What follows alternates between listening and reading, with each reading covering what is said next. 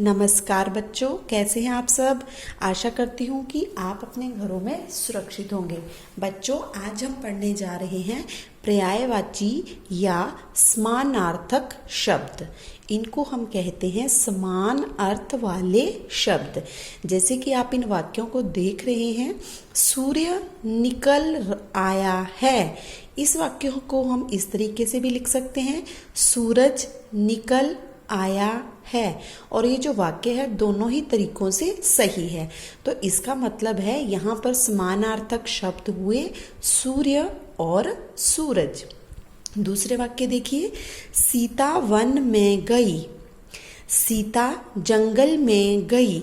तो यहाँ पर भी आप देख सकते हैं दोनों ही वाक्य एक जैसे हैं और इनमें समानार्थक शब्द हैं वन और जंगल। तो इसका मतलब है कि वन का मतलब भी जंगल है और जंगल का मतलब भी वन है।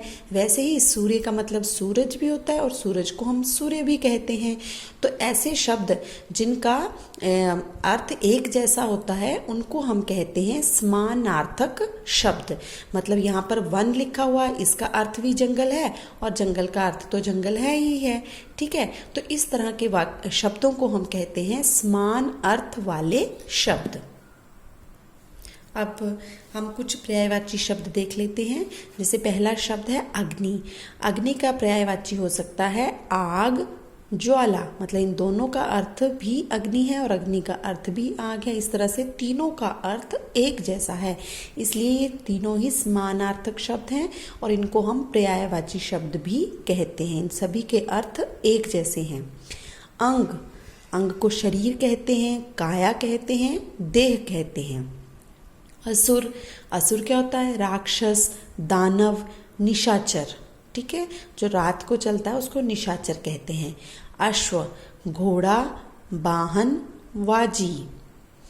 आँख, आँख का पर्यायवाची हो सकता है नेत्र, नयन, चक्षु। किनारा, किनारा का पर्यायवाची है तट, तीर, कूल। गणेश, गणेश का पर्यायवाची है गणपति। मतलब गणेश को हम गणपति भी कहते हैं, एक दंत वाला भी कहते हैं और गजानन भी कहते हैं। ठीक है, मतलब उनका गज गज होता, हाथी हाथी जैसा मुख था, इसलिए उनको गजानन कहते हैं। कपड़ा, कपड़े को हम कह सकते हैं वस्त्र, परिधान, पट।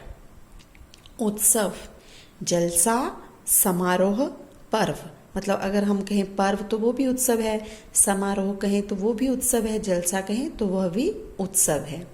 आगे देखिए आकाश। आकाश का पर्यायवाची है गगन। मतलब आकाश को हम और किन किन नामों से बुला सकते हैं? आकाश को हम गगन कह सकते हैं, नभ कह सकते हैं, अंबर कह सकते हैं और आसमान कह सकते हैं। अब आगे कुछ पर्यायवाची देख लीजिए। ईश्वर, ईश्वर को हम परमात्मा के नाम से भी बोलते हैं, परमेश्वर भी कहते हैं और भगवान भी कहते हैं। उपाय, उपाय क्या होता है? तरीका, प्लान, यत्न, तरीका, युक्ति। ठीक है, इन सभी का अर्थ एक जैसा है। इच्छा क्या होती है? अभिलाषा, चाह, मनोरथ। ठीक है, या फिर कामना, उन सभी को हम क्या कहेंगे? इच्छा। गुरु, गुरु को हम गुरु भी कह सकते हैं, अध्यापक भी कह सकते हैं, शिक्षक भी कह सकते हैं और आचार्य भी कह सकते हैं। ठीक है, घर, घर को हम कहेंगे गृह, सदन, भवन। इन सभी को घर कहा जा सकता है या फिर इन सभी का अर्थ एक ही है। घोड़ा, मैंने पहले भी लिखा था शायद इसको, घोड़ा होता है अश्व, घोटक। बाजी भी लिखा था पहले। पवन, पवन क्या होती है? हवा, वायु, समीर। तो हम वायु को किन किन नामों से कह सकते हैं? पवन कह सकते हैं, हवा कह सकते हैं, वायु कह सकते हैं, समीर कह सकते हैं। आगे है पक्षी। पक्षी होता है खग, नभचर, पतंग। ठीक है, इन तीनों को हम पक्षी कहते हैं। मतलब इन सभी का अर्थ एक ही है। चाहे हम खग कह लें तब भी पक्षी है, नभचर कहें आसमान में विचरण करने वाला तो वो भी पक्षी, और पतंग भी पक्षी कहा जाता है। पुत्री, पुत्री होती है बेटी, लड़की, सुता, नंदिनी। ठीक है, इन सभी को हम पुत्री कह सकते हैं। वैसे ही पुत्र के लिए पर्यायवाची शब्द हैं बेटा, लड़का, सुत, पूत। तो इस तरह से आपने देखा जो पर्यायवाची शब्द होते हैं उनमें सभी शब्दों का अर्थ एक जैसा होता है। हम इनको समानार्थक शब्द भी कहते हैं। तो जैसा कि मैंने पहले भी बताया था कि पर्यायवाची शब्द क्या होते हैं, समानार्थक शब्द होते हैं। इनको हम समान अर्थ वाले शब्द भी कहते हैं। पेपर में आपको ऐसे भी पूछा जा सकता है कि इस शब्द का पर्यायवाची शब्द लिखो या फिर इस शब्द का समानार्थक शब्द लिखो। ठीक है, तो जैसे कि ये जो वाक्य हमने पहले पढ़े थे, सूर्य निकल आया है, सूरज निकल आया है, तो सूर्य का पर्यायवाची सूरज भी होता है। ठीक है, तो बेटा इसी तरह से और भी बहुत सारे वाक्य होते हैं, जैसे कि बारिश हो रही है बाहर, तो कोई कह सकता है कि बाहर वर्षा हो रही है, या फिर कोई कह सकता है कि बाहर बारिश हो रही है। तो दोनों ही शब्द इसमें सही हैं। इसी तरह से जैसे अगर सुबह हो जाती है तो कोई व्यक्ति कहता है कि सुबह हो गई, या फिर कई कहते हैं प्रातः हो गई, या फिर कई कहते हैं कि सवेरा हो गया। तो इस तरह से सुबह के पर्यायवाची क्या क्या हो गए, प्रातः, सवेरा, सुबह, भोर भी होती है।